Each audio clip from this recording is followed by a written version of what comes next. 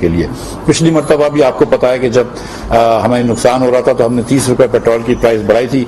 आज भी हम पेट्रोल की प्राइस उतनी ही बढ़ाएंगे, तो वो 3 जून से 12 बजे रात से ये लागू हो जाएगी प्राइस।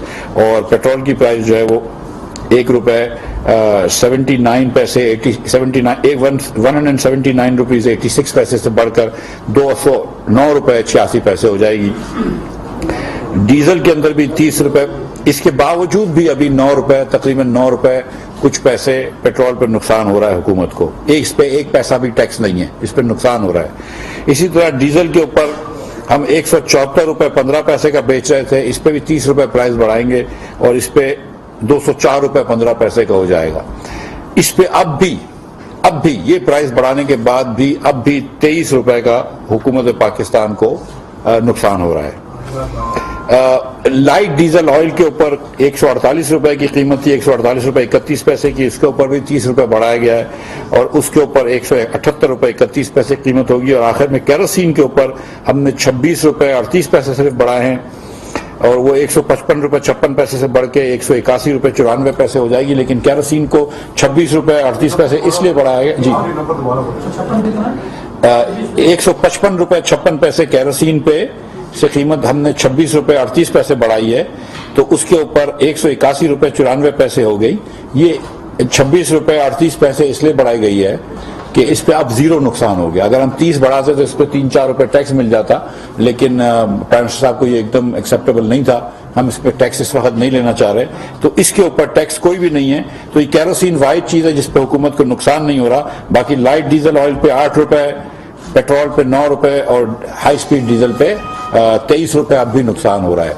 तो हम ये बात समझते हैं कि ये इससे गरीब लोगों को और तमाम लोगों को महंगाई का सामना करना पड़ेगा, इसमें कोई डाउट नहीं है। लेकिन इस वक्त दुनिया भर के अंदर आपको पता है कि पेट्रोल की कीमतें आसमान से छू गई हैं। हम साथ वज़ीर-ए-आज़म पाकिस्तान ने यह फैसला किया है कि हम सारा साल अगला इंशाअल्लाह, और आज हमने ये अब इंटरनल बजट के अंदर भी बात कर ली, सारा साल हम हत्तुल मुमकान कोशिश करके चीनी यूटिलिटी सोर्स कॉरपोरेशन पे 70 रुपए की बेचते रहेंगे और आटा जो है वो 40 रुपए किलो बेचते रहेंगे।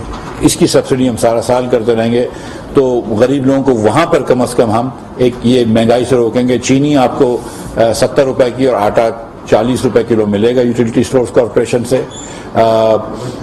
इसके अलावा सूबे चाहे, मेरे ख्याल से पंजाब जो है वो 45 रुपए में शायद आटा बेच रहा है सूबे के अंदर, बाकी सूबों का मुझे नहीं इतना एग्जैक्टली पता।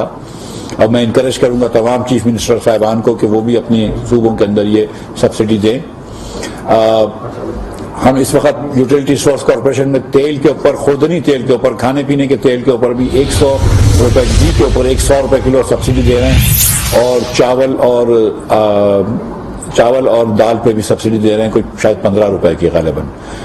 तो ये सब्सिडी चावल और दाल की भी कुछ अरसे तक चलेगी, ये सब्सिडी घी की भी इंशाल्लाह कुछ अरसे तक चलेगी, लेकिन आटे की और चीनी की सब्सिडी पूरा साल चलेगी। ये शहबाज शरीफ साहब ने फैसला फरमा दिया है, तो इंशाल्लाह ये इम्प्लीमेंटेशन कर देंगे हम।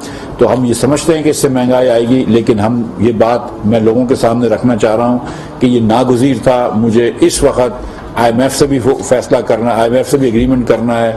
शौकत साहब ने जो फैसले करे हैं, जो IMF से मुआहदे करे थे, जिसकी खिलाफ वर्जी करी इन्होंने, उससे हमारे बड़े हाथ बांध दिए थे, लेकिन ये मजबूरी थी। और साथ साथ मैं ये भी बताता चलूँ कि एक एमनेस्टी भी उन्होंने दे दी थी, जिसके अंदर आज तक कोई टेकर नहीं आया है, तो वो एमनेस्टी भी 2 जुलाई को एक्सपायर हो जाएगा ऑर्डिनेंस से, उसको भी हम लाया कि टेकअप नहीं करेंगे, तो एमनेस्टी भी खत्म कर रहे हैं। बहुत शुक्रिया, मैं यहाँ बात करना चाहता था। अगर किसी को सवाल